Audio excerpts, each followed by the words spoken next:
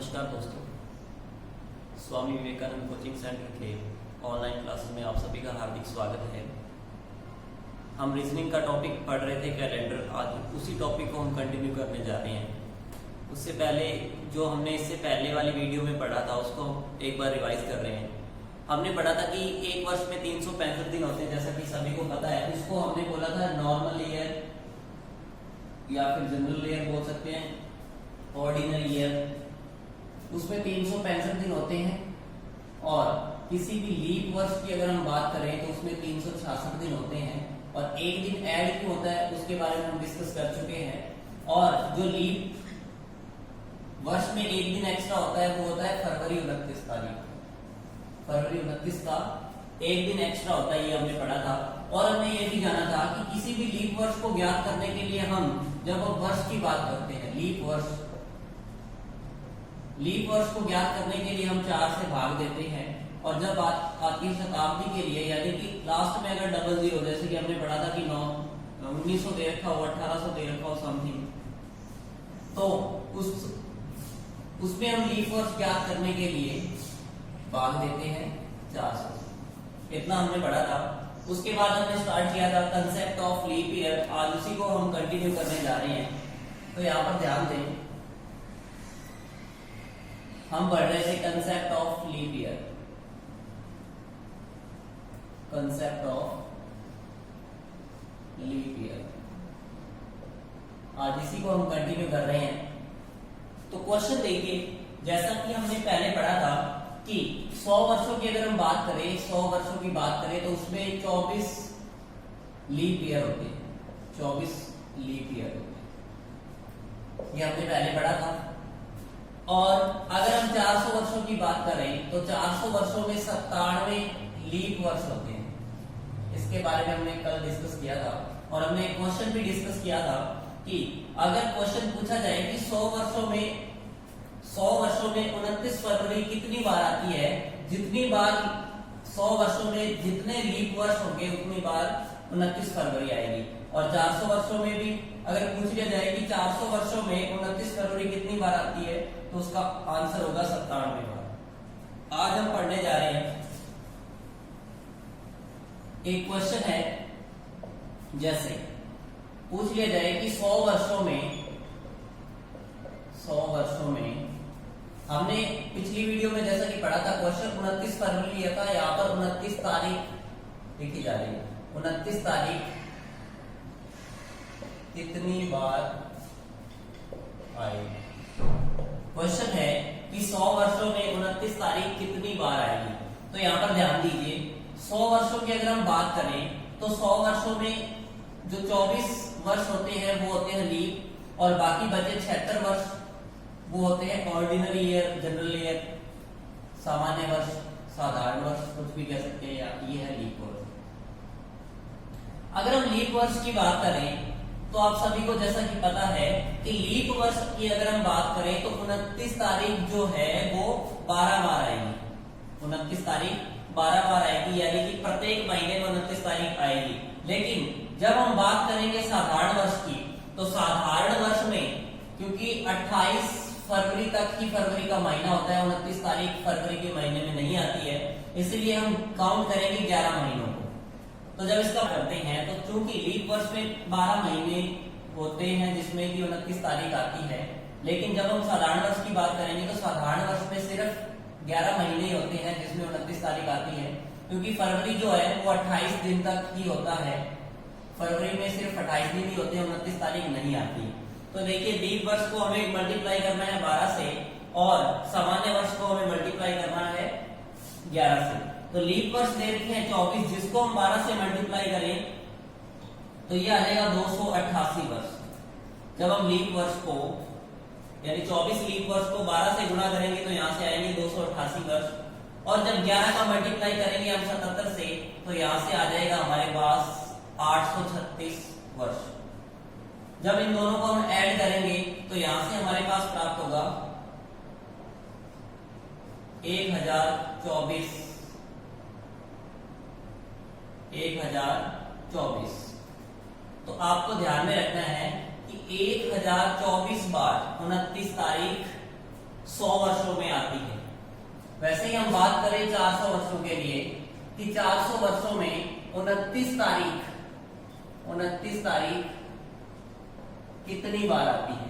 तो ध्यान दें 400 वर्षों की जब बात करेंगे, देखिए इसको एक और तरीके से हम कर सकते हैं, वो क्या, तो ध्यान दें यहाँ पर अगर इन्हीं 100 वर्षों की अगर हम बात करें तो 100 वर्षों में ध्यान दें, अगर इन्हीं 100 वर्षों को अगर हम सामान्य मान लें तो ये जो विषम दिन होंगे वो आएंगे 100, और जितने लीप वर्ष होते हैं उसको हम ऐड कर देंगे। यहाँ जितने भी लीप वर्ष होंगे उनको हम ऐड कर देंगे। तो यहाँ पर देखिए 100 वर्ष जिनको हमने साधारण माना है उसको गुणा करेंगे हम 11 से, तो जब 11 से इसका गुणा करेंगे तो यहाँ से बनेगा ये 1100, और ये लीप जो 24 एक्स्ट्रा है उसको ऐड कर देंगे तो यहाँ से आ जाएगा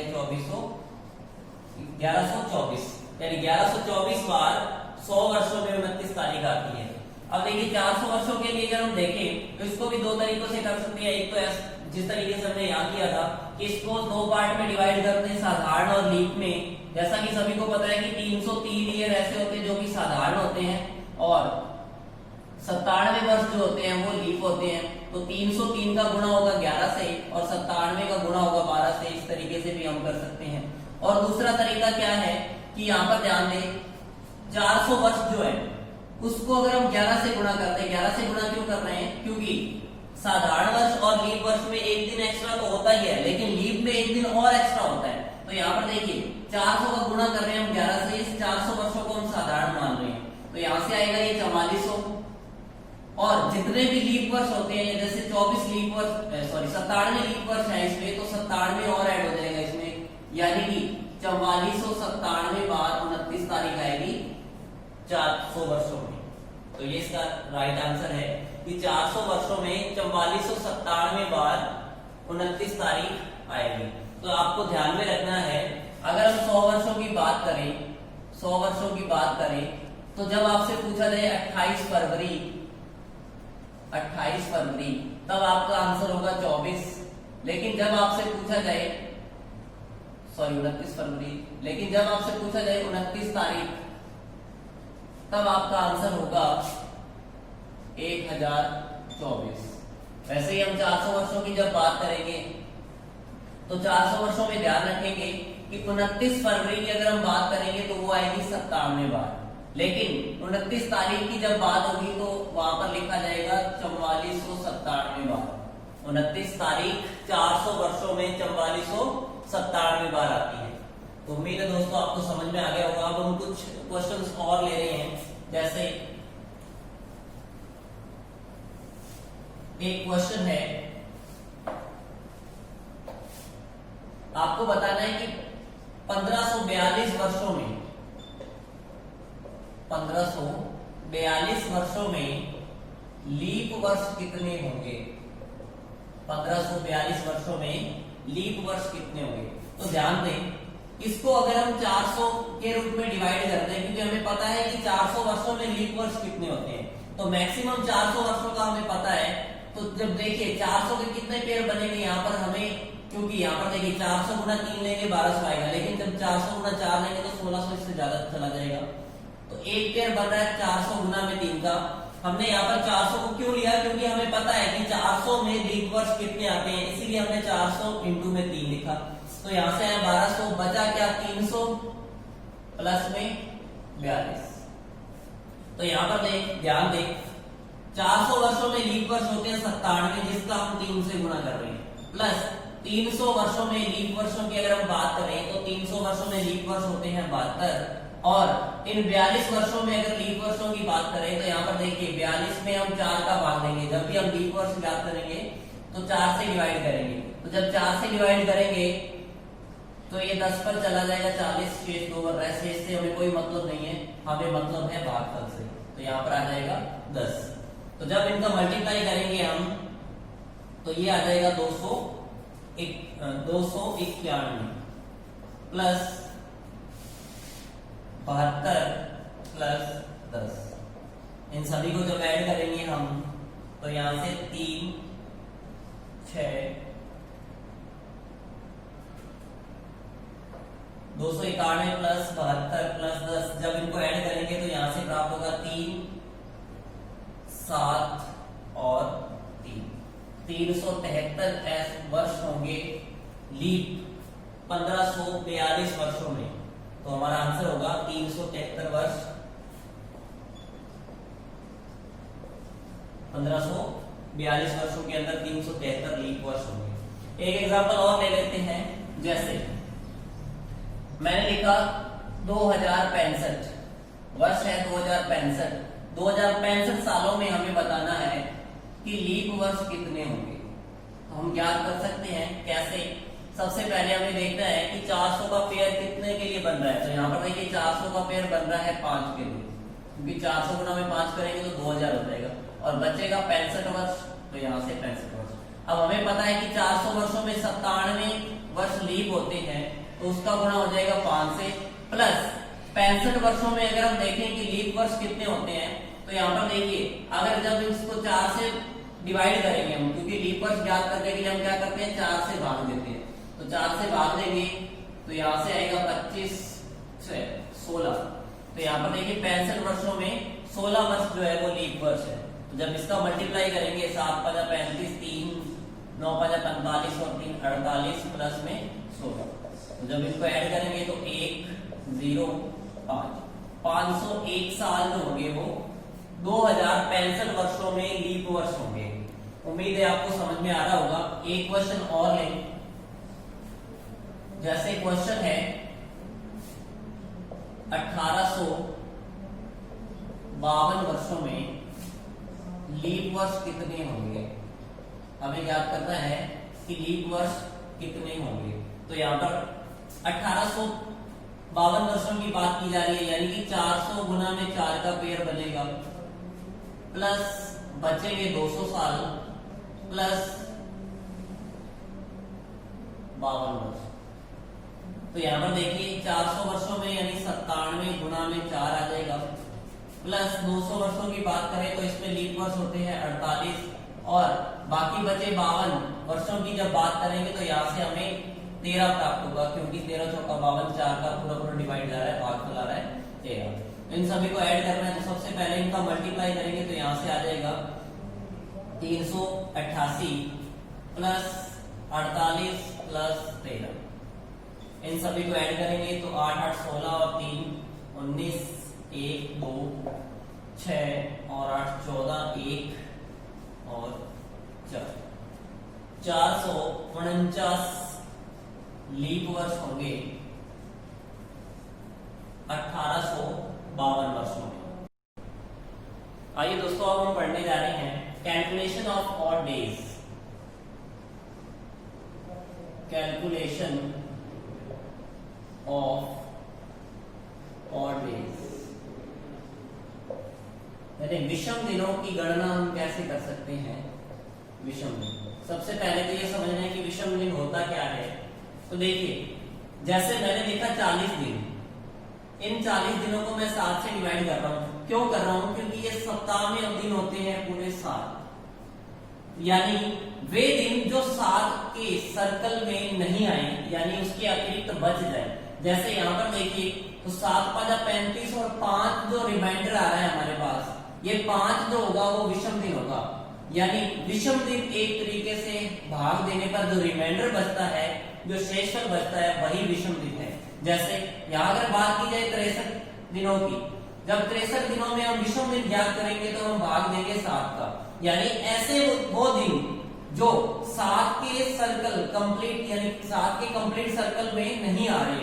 जैसे यहाँ पर देखिए अगर हम 64 दिनों को लें तो 64/7 करेंगे तो यहाँ से हमारे पास रिमाइंडर आएगा 1। ये जो 1 रिमाइंडर है ये विषम दिन है। अगर हम 63 में ही 7 का भाग देंगे तो पूरा भाग जा रहा है, तो यानी यहाँ से हमारे पास रिमाइंडर बचा 0। इसका मतलब शेष जो है वो अतिरिक्त दिन हमारे।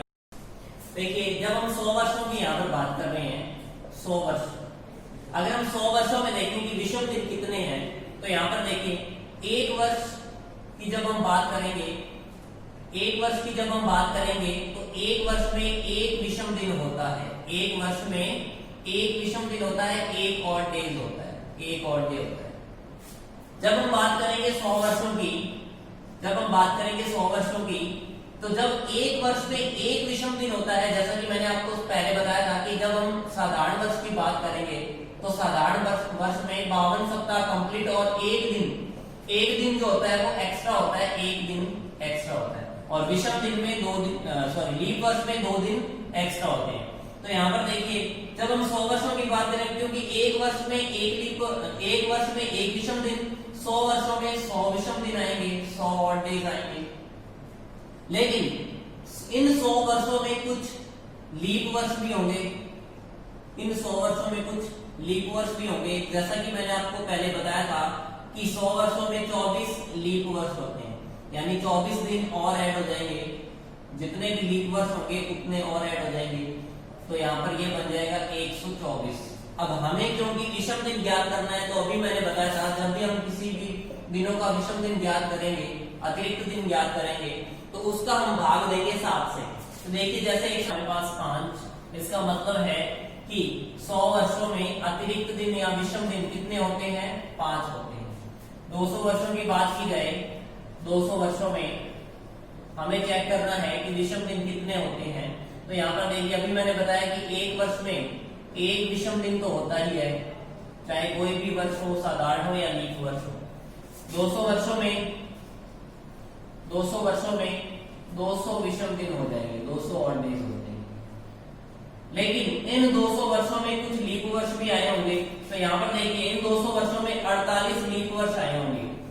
अगर हम 48 लीप वर्ष, देखिए 200 जो ऑड या विषम दिन हमने माने हैं, उसमें हमने क्या लिया है, साधारण भी लिया, विषम भी लिया है, क्योंकि जितने विषम दिन होंगे एक्स्ट्रा उसको जोड़ना है। जैसा कि हमने यहाँ किया था, 100 वर्षों में 100 विषम दिन थे, जितने लीप वर्ष होंगे उसको एक्स्ट्रा से ऐड करेंगे, क्योंकि लीप वर्ष एक दिन एक्स्ट्रा और देता है। जैसा कि यहाँ पर 52 सप्ताह और 2 दिन एक्स्ट्रा होते हैं, क्योंकि एक दिन एक्स्ट्रा तो साधारण वर्ष में भी है, लेकिन लीप वर्ष में 2 दिन एक्स्ट्रा है, यानी एक दिन एक्स्ट्रा तो दोनों में ही है, लेकिन लीप में एक और एक्स्ट्रा है।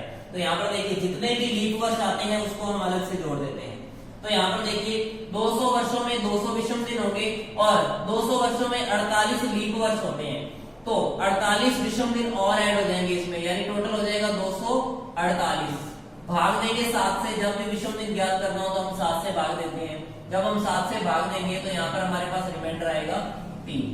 वैसे ही हम 300 वर्षों का ज्ञात करें 300 वर्षों के लिए, तो 300 वर्षों में ध्यान देंगे हम विषम दिन 300 हो जाएंगे जब हम सभी को साधारण मान लेंगे। और इन 300 वर्षों में जितने विषम लीप वर्ष आ रहे हैं, जितने लीप वर्ष आ रहे हैं उसको हम अलग से ऐड कर देंगे, क्योंकि 300 वर्षों में 72 लीप वर्ष होते हैं, तो 72 को ऐड कर देंगे, आ जाएगा 372। 372 में जब 7 का हम डिवाइड करेंगे तो यहाँ से हमारे पास रिमाइंडर बचेगा, शेषफल बचेगा 1। और वैसे ही हम 400 वर्षों की जब बात करेंगे तो वहां पर रिमाइंडर बचेगा 0। तो आपको ध्यान में रखना है कि विषम दिनों की जब बात की जाए, विषम दिन, तो विषम दिनों की जब बात की जाएगी तो 100 वर्षों में ध्यान रखना है, 100 वर्ष में विषम दिन होते हैं 5, 200 वर्षों में विषम दिन होते हैं 3, 300 वर्षों में विषम दिन होता है 1 और 400 वर्षों में विषम दिन होता है 0। 400 वर्षों में विषम दिन होता है 0। ये आपको ध्यान में रखना है। अब कुछ क्वेश्चंस ले रहे हैं जिसमें हम विषम दिन ज्ञात करेंगे। जैसे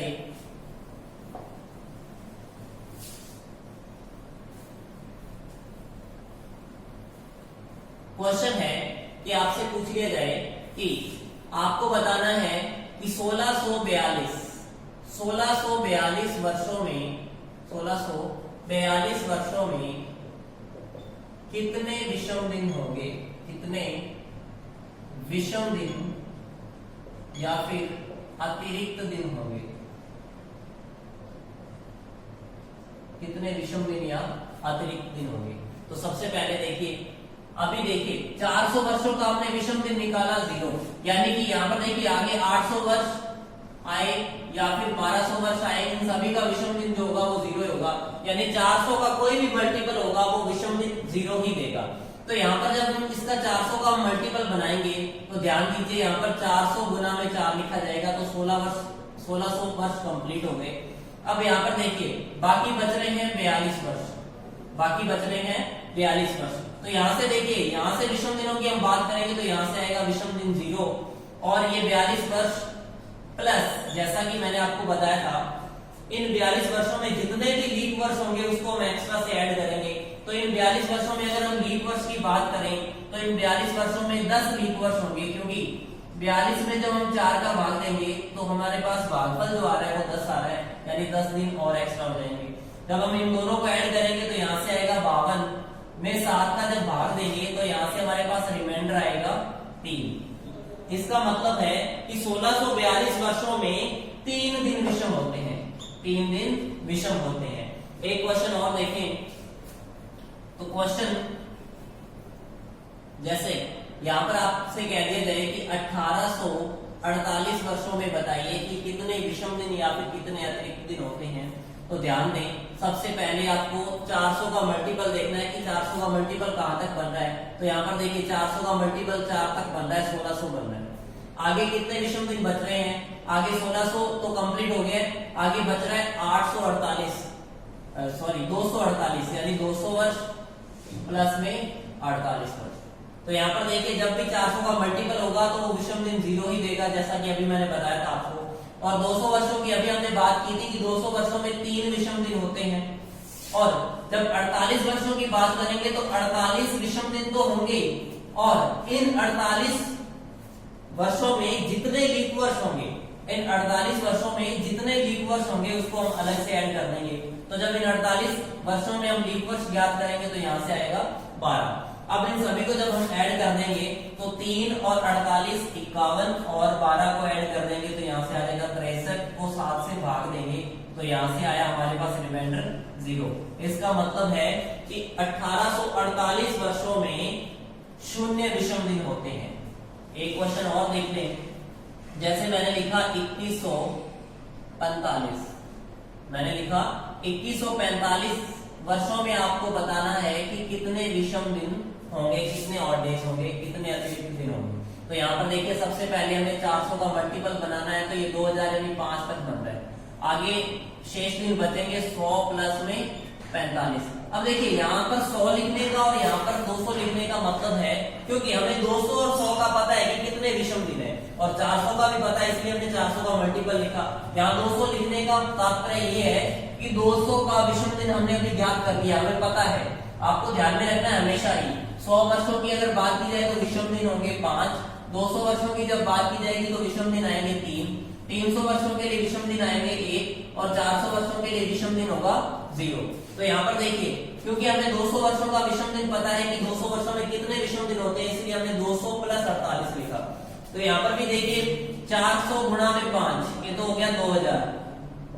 यहाँ से देखिए बाकी बच रहा है 100 प्लस 45 लिखा, 145 को, क्योंकि 100 का हमें विषम दिन पता है।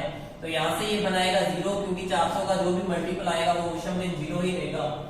और 100 के लिए अभी हमने ज्ञात किया था 100 विषम दिन बनाता है 5, और इन 45 वर्षों में 45 वर्ष को तो ऐड करना ही है। इन 45 वर्षों में देखना है कि लीप वर्ष कितने हैं। तो यहाँ पर देखेंगे जब 45 वर्षों में लीप वर्षों की बात करेंगे तो यहाँ पर आएंगे 11। 45 वर्षों में 11 लीप वर्ष होते हैं। तो यहाँ इन सभी को जब ऐड करेंगे तो यहाँ से आएगा 61 बटा में 7 करेंगे तो यहाँ से हमारे पास जो रिमाइंडर आएगा वो आएगा 7 8 56 4 5 रिमाइंडर बचेगा यहाँ से। तो यहाँ जो रिमाइंडर 5 आ रहा है इसका मतलब है कि ये रिमाइंडर 5 ही क्या है, विषम दिन है, विषम दिन। यानी अगर हम बात करें 2145 वर्षों की, तो उन 2145 वर्षों में विषम दिन या अतिरिक्त दिन होते हैं 5। अब आगे देखिए, आगे हम पढ़ने जा रहे हैं कि विषम दिन और अतिरिक्त दिन जितने भी आ रहे हैं, 100 वर्षों की बात की जाए या फिर 200 वर्षों की बात की जाए, 400 वर्षों की बात की जाए, तो ये जो अतिरिक्त दिन आते हैं ये किसी भी शताब्दी के अंतिम दिन होते हैं। कैसे, ध्यान दें यहाँ पर, जब कैलेंडर की शुरुआत की गई थी तो 1 ईस्वी जो था, फर्स्ट तारीख जो थी 1 जनवरी 1 ईस्वी, 1 जनवरी और 1 ईस्वी, उस दिन माना गया था सोमवार। ध्यान दें, जब कैलेंडर की शुरुआत हुई थी तो 1 जनवरी 1 ईस्वी को माना गया था सोमवार, और इसका कोड हम लिखते हैं 1 से। जो सोमवार का कोड होता है वो होता है 1। जब हम सोमवार की बात करेंगे तो सोमवार के लिए जो कोड होता है वो 1 होता है। मंगलवार की जब हम बात करेंगे तो मंगलवार के लिए कोड होता है 2, बुधवार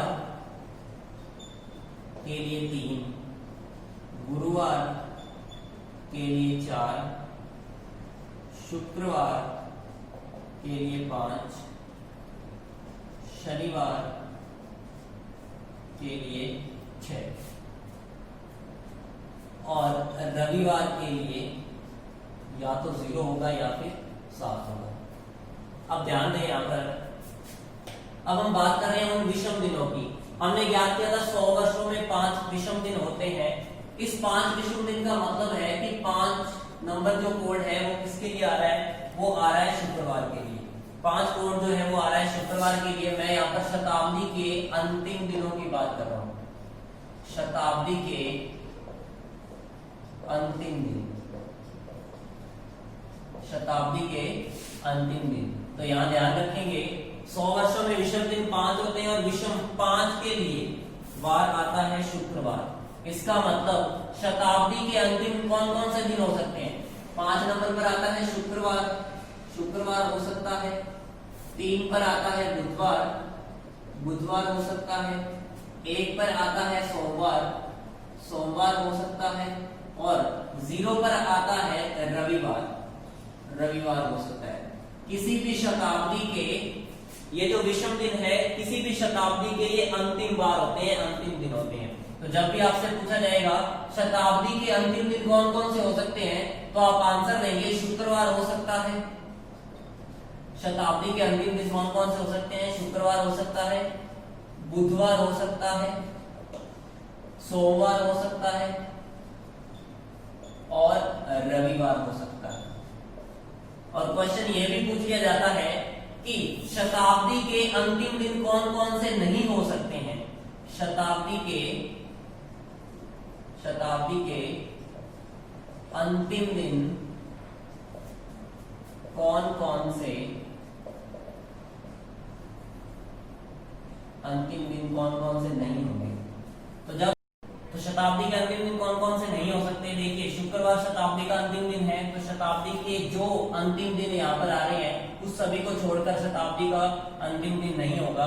तो यहाँ पर देखिए अगर हम बात करें यहाँ पर मंगलवार की, तो मंगलवार शताब्दी का अंतिम दिन नहीं हो सकता है। उसके बाद बात की जाए गुरुवार की, तो गुरुवार भी शताब्दी का अंतिम दिन नहीं हो सकता है। हम बात करें शनिवार की, तो शनिवार भी शताब्दी का अंतिम दिन नहीं हो सकता है। अब हम बात करते हैं प्रथम दिन की, कि शताब्दी के प्रथम दिन कौन कौन से हो सकते हैं। तो यहां ध्यान दें, जब हम शताब्दी के प्रथम दिन की बात करेंगे, किसी भी शताब्दी के प्रथम दिन, क्योंकि देखिए जब शताब्दी खत्म होती है उससे नेक्स्ट वाला दिन जो होता है वो किसी भी आने वाली शताब्दी का प्रथम दिन होता है। इसका मतलब कि जब 100 वर्ष खत्म होंगे तो आने वाली जो शताब्दी होगी वो इससे अगला बार होगा। यानी शताब्दी, किसी भी शताब्दी का प्रथम दिन कौन कौन सा हो सकता है? शनिवार हो सकता है। यानी जो भी अंतिम बार आ रहा है, अंतिम दिन आ रहा है, उसमें हम सभी में एक एक ऐड करेंगे तो वो शताब्दी का प्रथम दिन हो जाएगा। यानी शनिवार हो सकता है, गुरुवार हो सकता है, मंगलवार हो सकता है और सोमवार हो सकता है। यानी शनिवार, गुरुवार, मंगलवार और सोमवार ऐसे वार है जो किसी भी शताब्दी के प्रथम दिन हो सकते हैं। अब किसी भी शताब्दी के प्रथम दिन कौन कौन से नहीं हो सकते हैं? शताब्दी के प्रथम दिन नहीं, तो कौन कौन से ऐसे दिन हैं जो शताब्दी के प्रथम दिन नहीं होंगे? तो देखिए इसको छोड़कर सभी ऐसे दिन वो शताब्दी के प्रथम दिन नहीं होंगे। तो यहाँ पर देखिए शुक्रवार शताब्दी का प्रथम दिन नहीं हो सकता है।